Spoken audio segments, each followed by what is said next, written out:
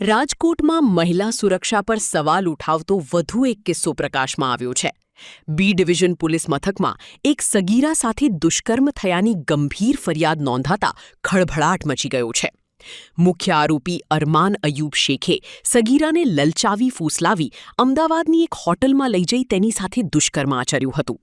આ ગુનામાં આરોપીના મિત્ર અફઝલ રફીક શેખે સગીરાને કારમાં લઈ જવામાં મદદ કરી હતી।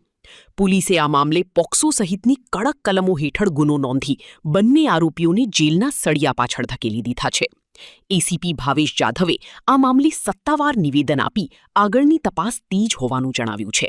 ગઈ તારીખ 11/8/2024ના રોજ બી ડિવિઝન પોલીસ સ્ટેશનમાં એક રેપની ફરિયાદ દાખલ થયેલી। એમાં આ કામના આરોપી છે અરમાન ખાન અને અફઝલ ખાન। તો એ બંને આરોપીઓએ આ જે જુવેનાઇલ છોકરી છે એને પકડીને ત્યાંથી અમદાવાદ લઈ ગયેલા અને અમદાવાદ હોટલમાં રાખીને એનો અરમાન છે એને 2-3 વખત શારીરિક સંબંધ બાંધેલા એ બાબતની ફરિયાદ દાખલ કરવામાં છે અને આવે છે અને B division police station PI તપાસ કરી રહ્યા છે। સગીરા મૂળ રાજકોટના જ છે અને આ બંને કોન્ટેક્ટમાં કેવી રીતે આ બાબતે તપાસ કરવામાં આવશે। પણ જે આરોપી છે એ મજૂરી કામ કરતો હતો અને જે મેઇન આરોપી છે અરમાન એ મજૂરી કામ કરતા હતા અને બીજો આરોપી છે ડ્રાઇવિંગ કરતા હતા।